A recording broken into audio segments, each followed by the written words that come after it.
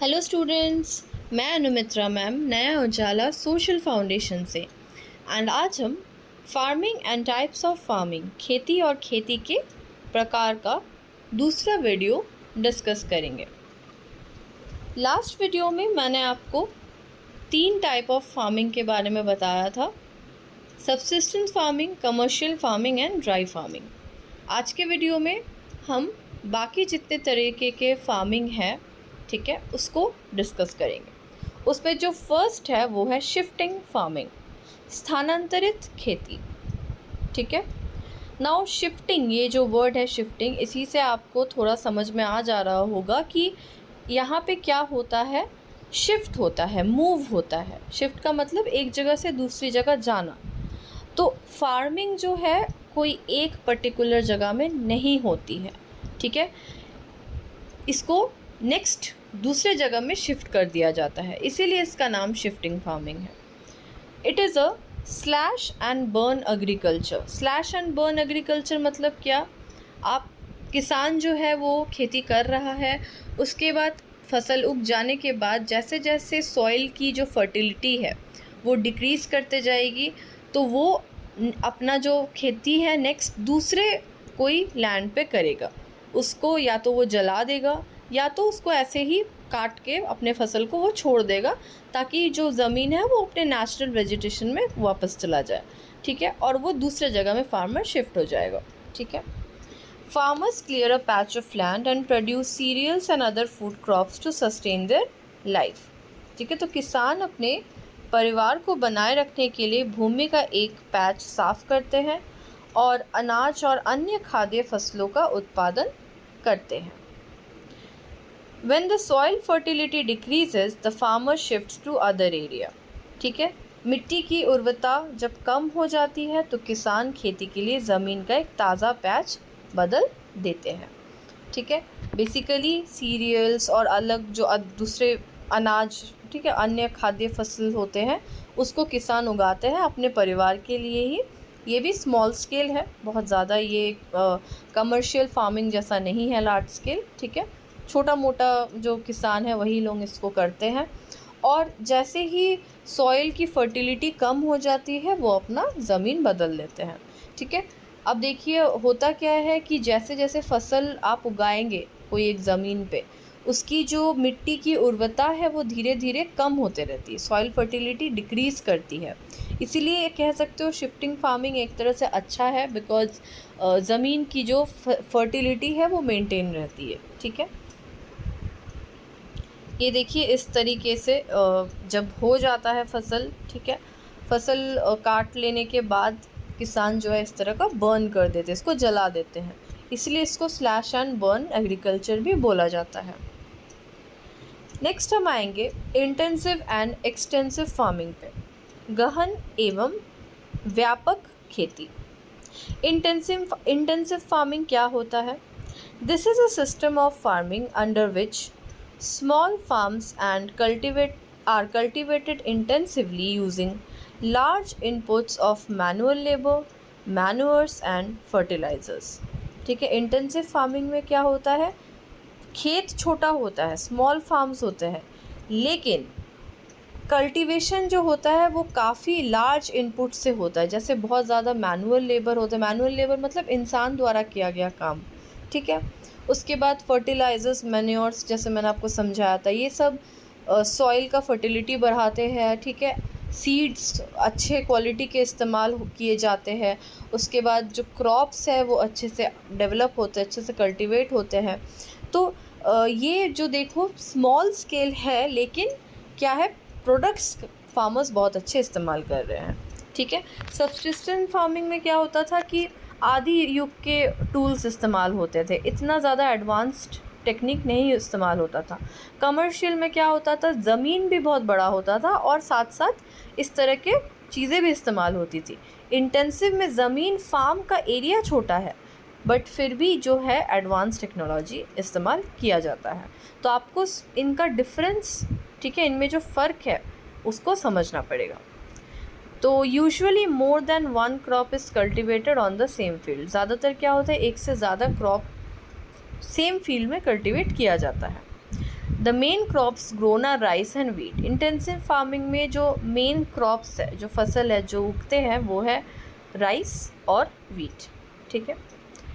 Extensive farming on the other hand क्या है, देखिए। This type of farming is practised on farms of large size with the help of machines, and the input of labor per unit area is low. The emphasis is laid on increased production. The main crops grown are rice, wheat, sugarcane, etc. Extensive farming भी उसी तरीके की है, intensive farming की तरह ही, but इसमें क्या है, जो खेत है, फार्म है, वो काफ़ी लार्ज साइज़ की होती है, बहुत बड़ी बड़ी फार्म्स में होती है। इसमें डिफरेंट टाइप्स ऑफ मशीन्स इस्तेमाल होते हैं। ठीक है। इंटेंसिव फार्मिंग में क्या था, ज़्यादा मैनुअल लेबर था। ठीक है, इंसान ज़्यादा काम करते थे। एक्सटेंसिव फार्मिंग में क्या है, बिकॉज एरिया बहुत ज़्यादा है, इसीलिए कह सकते हो मशीन्स का इस्तेमाल होता है, ट्रैक्टर वगैरह, है ना। और input labour per unit area is low. इससे क्या होता है कि मेहनत बहुत ज़्यादा है, कह सकते हो, इनपुट थोड़ा कम ही होता है इसमें। ठीक है। ज़्यादा एम्फोसिस किस में दिया जाता है, ज़्यादा एम्फोसिस दिया जाता है क्रॉप्स प्रोडक्शन में, मतलब भारी भरकम अमाउंट में फसल चाहिए होती है फार्मर्स को इसमें। ठीक है। और इसमें भी राइस, वीट, शुगरकेन जैसा जो है खेती होता है। ओके। तो गहन खेती क्या है, ये खेती की एक प्रणाली है जिसमें तहत मैनुअल श्रम, खाद और उर्वरकों के बड़े आदानों का उपयोग करके छोटे खेतों में गहन खेती की जाती है। आमतौर पर एक ही क्षेत्र में एक से अधिक फसल की खेती की जाती है। उगाई जाने वाली मुख्य फसलें चावल और गेहूँ हैं। व्यापक खेती क्या है, एक्सटेंसिव फार्मिंग। इस प्रकार की खेती मशीनों की मदद से बड़े आकार के खेतों पर की जाती है और प्रति यूनिट क्षेत्र में श्रम का इनपुट कम होता है। बढ़े हुए उत्पादन पर जोर दिया जाता है। उगाई जाने वाली मुख्य फसलें इसमें क्या क्या है, चावल, गेहूँ, गन्ना आदि। ओके। देखिए, अगर हम थोड़ा इनका डिफरेंस समझें, intensive farming small areas of land इस्तेमाल करती है कल्टीवेशन के लिए, जैसा आप देख सकते हैं, लेकिन extensive farming uses large area, ये बड़ी एरिया में होती है। Total production is low in smaller area. इसका प्रोडक्शन कम है इंटेंसिव का, क्योंकि छोटा एरिया है ना, प्रोडक्शन भी कम ही होगा। एक्सटेंसिव फार्मिंग आप अगर देखोगे तो बहुत बड़े बड़े एरियाज़ में होती है, इसलिए प्रोडक्शन भी ज़्यादा होता है। ठीक है। ज़्यादातर पंजाब, हरियाणा, उत्तर प्रदेश में आपको देखने को मिलेगा। India mostly uses intensive farming. India, total India की अगर हम बात करें, ज़्यादा इंटेंसिव फार्मिंग प्रैक्टिस होती है यहाँ पे। Japan uses intensive farming because land for cultivation is limited. Even Japan जैसा देश भी इंटेंसिव फार्मिंग ही करता है, क्योंकि वहाँ पे भी एरिया कम है। ठीक है, जो ज़मीन है वो कम है। Main difference between the two are the amount of production.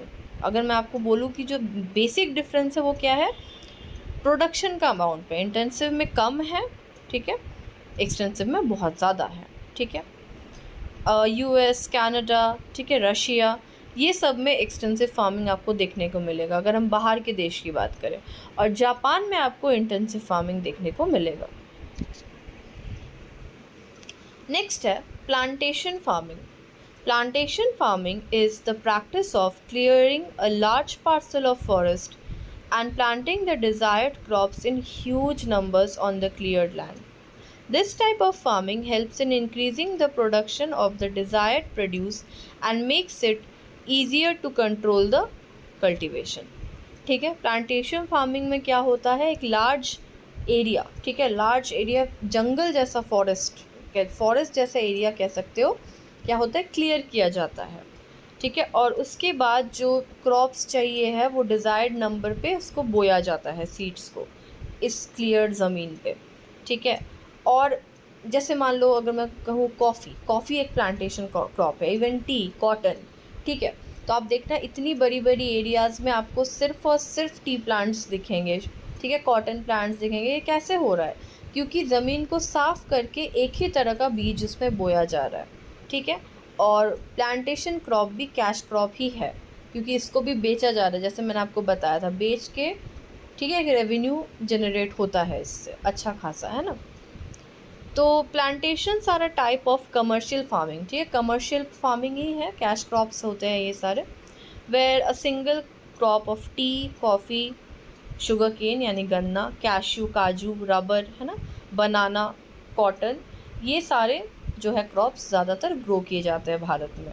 ठीक है, तो ये सारे प्लांटेशन क्रॉप्स है एंड साथ साथ कमर्शियल क्रॉप्स भी है, ये आपको याद रखना है। प्लांटेशन क्रॉप्स ही कमर्शियल क्रॉप्स होते हैं। Large amount of labour and capital R required. इसमें आपको एक चीज़ याद रखनी है कि बहुत ज़्यादा लेबर चाहिए होता है। ठीक है, मतलब चाहे वो इंसानों द्वारा काम हो या मशीन द्वारा, लेकिन लेबर की बहुत ज़्यादा ज़रूरत होती है। और रेवेन्यू क्या मतलब कह सकते हो कैपिटल, एक अच्छा खासा पैसा लगता है इसको करने में, है ना। The produce may be processed on the farm itself और इन नियर बाई फैक्ट्रीज। ठीक है, चाय का जहाँ खेत आपको दिखेगा, है ना, टी गार्डन आपको दिखेगा, उसके आसपास एक छोटा मोटा टी फैक्ट्री रहता है उससे अटैच। क्यों? क्योंकि वहाँ से चाय पत्ती जाके सीधा टी में कन्वर्ट हो जाती है। ठीक है, तो ये या तो प्रोसेस किया जाता है फार्म में ही या आसपास के फैक्ट्रीज में।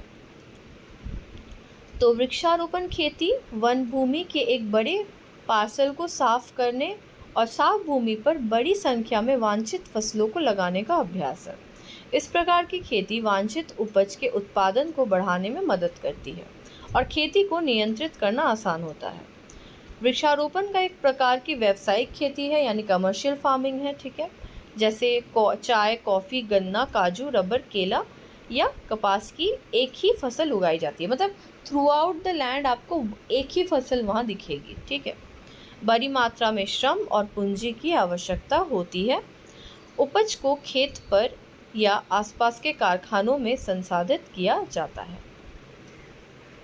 ये आप देख सकते हैं, इतना ज़्यादा देखिए एक टी गार्डन में कितना ज़्यादा लेबर लगता है ना। छोटे छोटे टी लीव्स को इस तरह से बास्केट में वो लोग उठा के रखते हैं, काफ़ी मेहनत का काम है। ठीक है, तो ये प्लांटेशन फार्मिंग का उदाहरण है। नेक्स्ट है mixed farming. Mixed farming is the one in which crop production is combined with the rearing of live stock. जैसे मैंने आपको बताया था पहले स्टार्टिंग में कि फार्मिंग में ना सिर्फ हम यहाँ प्लांट्स उगाने का बात करते हैं, फार्मिंग एनिमल्स का भी होता है। एनिमल फार्म आपने सुना होगा ये वर्ड, है ना। तो मिक्स फार्मिंग में क्या होता है, आप खेती भी कर रहे हो और साथ साथ ठीक है जानवरों को भी पालन पोषण कर रहे हो, जैसे गाय, है ना, मुर्गी वगैरह ये सब। तो मिश्रित खेती, मिक्स्ड का क्या मतलब है, दोनों का मिक्सचर, ये भी वो भी, है ना। मिश्रित खेती वो है जिसमें फसल उत्पादन को पशुधन के पालन के साथ जोड़ा जाता है। ठीक है, अ mixed farming system includes agricultural production, livestock, poultry, fisheries, beekeeping and other activities on a single farm in order to support and meet the farmer's needs in as many ways as possible. Farmer ठीक है खेती के साथ साथ ये सब भी करते हैं और बहुत लोग आजकल ये करने लगे हैं ना। या तो कोई लाइव स्टॉक्स रखेंगे, भेड़ बकरी गाय, है ना, या तो पोल्ट्री मुर्गी का बिजनेस करेंगे, या तो मछली फिशरीज़ का, या बी कीपिंग मधुमक्खी का पालन, ये सारा भी आजकल बहुत चलन में है, ताकि फार्मर्स को हो जो है ठीक है हर तरीके से मदद मिल सके, किसानों की ज़रूरतों को पूरा किया जा सके। तो मिश्रित खेती प्रणाली में एक ही फार्म पर कृषि उत्पादन, पशुधन, मुर्गी पालन, मछली पालन, मधुमक्खी पालन और अन्य गतिविधियां शामिल होती हैं ताकि किसान की ज़रूरतों को पूरा किया जा सके। ये देखिए एक ही साथ यहाँ पे जो है फार्मिंग भी है, ग्रासलैंड में काऊ मतलब जो है वो भी ग्रेस कर रहे हैं। ओके, तो यही है मिक्स्ड फार्मिंग। एंड आज के लिए इतना ही स्टूडेंट्स। आई होप आपको आज का वीडियो समझ में आ गया। Thank you.